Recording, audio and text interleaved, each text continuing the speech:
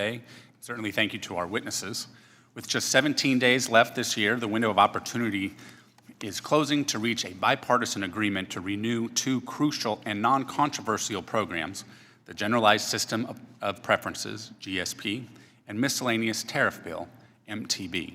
I have not given up hope on getting these programs renewed before the end of the year, but if we are to reach an agreement in short order, and we absolutely should, it will require my colleagues on the other side of the aisle to abandon efforts to use GSP and MTB as leverage for partisan priorities like trade adjustment assistance.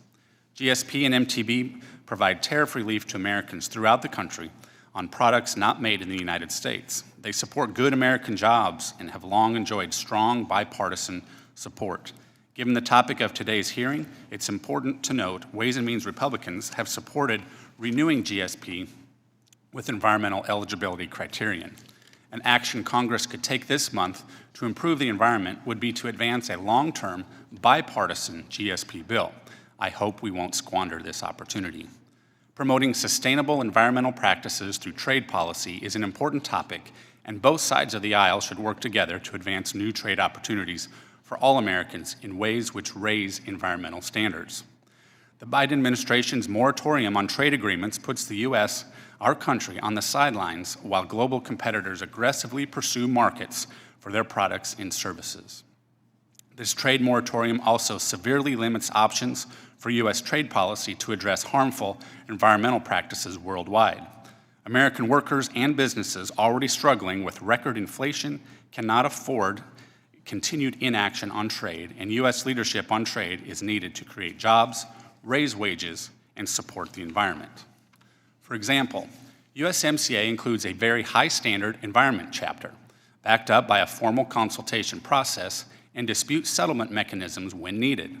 Ambassador Tai and USTR are actively engaged in consultations with Mexico regarding illegal fishing and the protection of the vaquita porpoise. Further, the United States is a world leader in the production of clean energy, including LNG and green technology. We must end the Biden administration's war on American energy production, unleash energy exports, and support our trading partners as they struggle with the repercussions of Russia's invasion of Ukraine. For example, U.S. LNG is up to 30% cleaner than Russian natural gas. U.S. LNG exports can help Europe keep the lights on and heat on during this unprecedented time while simultaneously bringing down global emissions. A great opportunity to prioritize common sense energy policy through trade policy is by negotiating an updated environmental goods agreement with trading partners who share our ambition. USTR should promptly renew these negotiations to tear down barriers to additional exports of American-made clean energy products. Mr. Chairman, the cost of trade inaction is just too high. While I welcome increased U.S. engagement on trade and economic issues in the Indo-Pacific region, I fear President Biden's Indo-Pacific economic framework and other dialogues and frameworks do nothing to expand markets for U.S. exports. Further, I fear they will lack meaningful accountability if our trading partners fall short of their commitments, including environmental provisions. As I have laid out, President Biden's trade moratorium empowers China and other aggressors.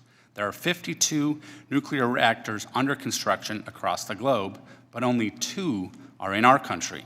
Russia accounts for about 2/3 of reactor sales worldwide.